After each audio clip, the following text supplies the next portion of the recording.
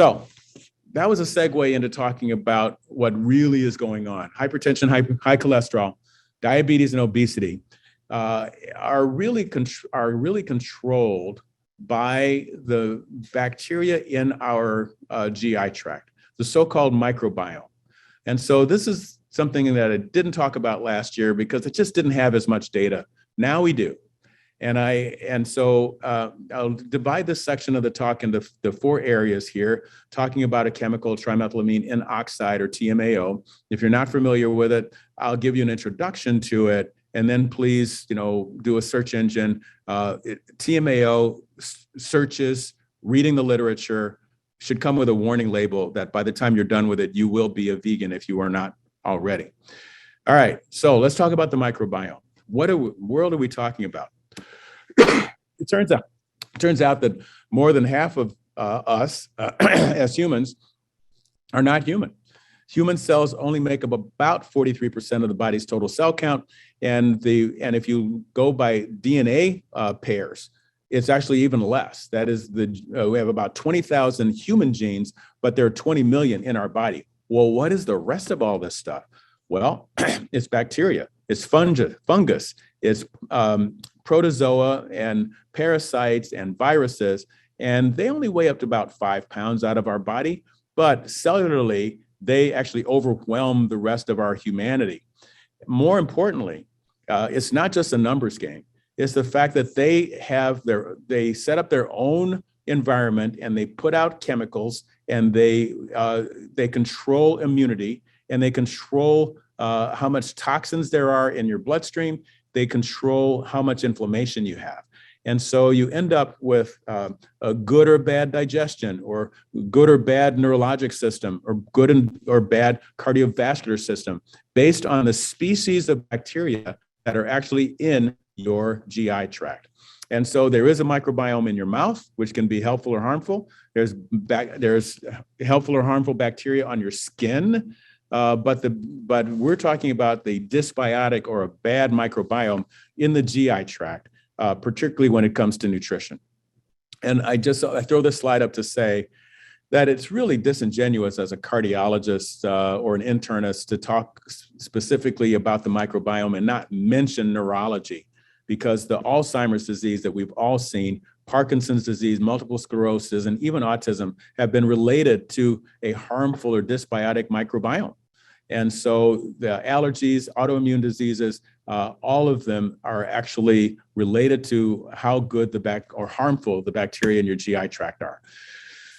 There's been a lot of research, and I'd say the last 2.5 years, trying to figure out what are we doing, bariatric surgery, exercising, all of them can change the microbiome, but individualizing nutrition is really important.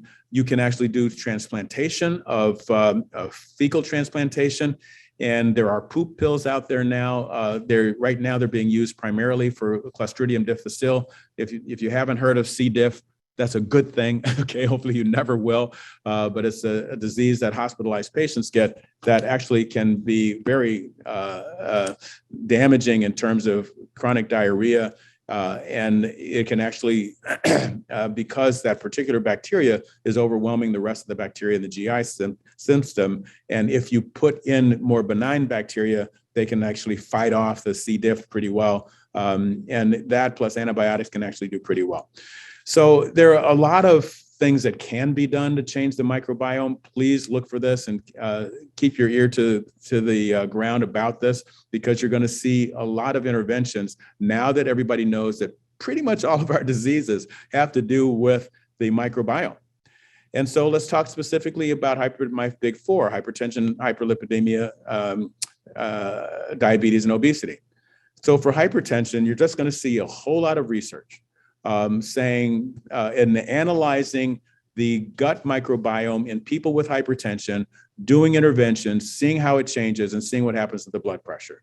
The data is very clear that hypertension is not just genetics, not just environmental, that things like dietary fiber, sure, we know that reduces hypertension and improves inflammation cells. But what we didn't know is that what it's actually doing is improving the so-called alpha diversity. That is the number of bacteria that are good inside your GI tract That's what the fiber is doing. Fasting actually improves your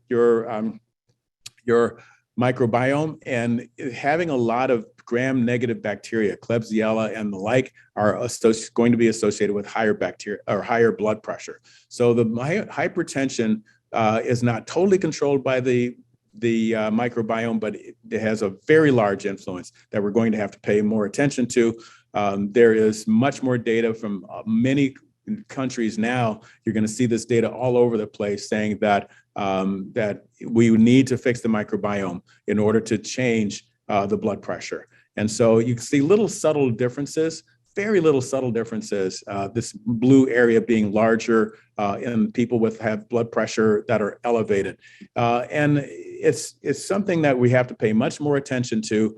And we may get to the point where changing the microbiome with diet and even the fecal transplants or poop pills could be used instead of or in addition to the blood pressure medications that we have.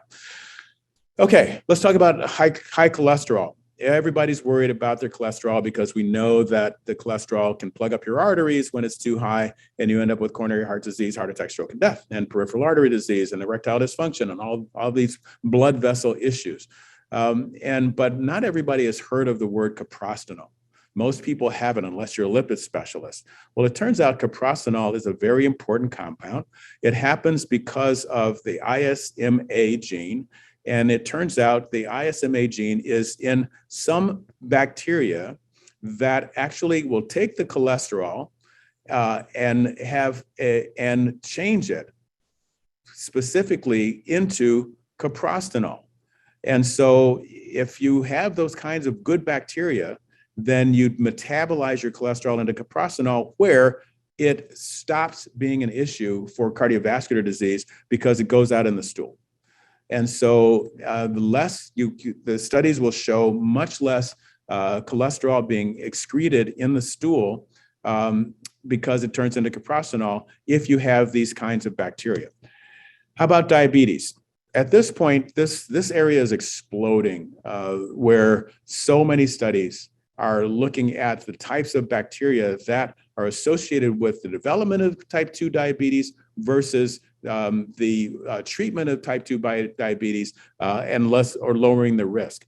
And so we actually have multiple. If I had to pick out one to remember, it's the Bacteroides. If you have that kind of bacteria, you're going to have a lower risk of type 2 diabetes, and the opposite is true for Rhamnococcus and some of its congeners. And so you'll see much more literature. I'm just showing you a couple of the studies, and they'll have complex graphs like this talking about each bacteria and whether or not it's actually increasing the risk or lowering the risk. Positively associated with type 2 diabetes or negatively associated. Is it beneficial? Is it no effect? And it looks like a really complex area. Well, it's going to boil down to a handful of species of bacteria that we should have and some that we shouldn't.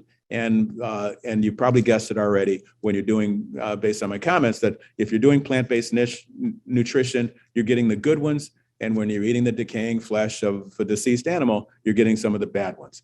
And so all of these species in green are ones that will actually change the host, but the ones that are blue are negatively associated with disease. The ones that are red, Fusobacterium rhamnococcus, will actually increase the type 2 diabetes. Now let's talk about obesity for a moment, because this is probably the biggest area. We're talking diet and bariatric surgery. The ones that can actually improve outcomes for diabetes are actually related specifically to the changes in the microbiome. And the gut microbiome actually does pretty much all the things you could imagine. You eat a certain amount of food, but how much are you going to go out in the stool, and how much are you actually going to absorb? Guess what? That's determined by your gut microbiome. And the fermentation and absorption of nutrients, fat accumulation, all of it is regulated by the bacteria in the GI tract. And so you have different biochemical levels and I would point out the lipopolysaccharides specifically that will actually increase inflammation. Please remember that one, because that is probably the mechanism for how things go bad in COVID with the cytokine storm that happens, the increasing inflammation when you're obese with a bad diet. But it's more than just the LPS. It's a variety of hormones and short-chain fatty acids, all of which are actually important for the development of obesity and therefore diabetes and hypertension as well.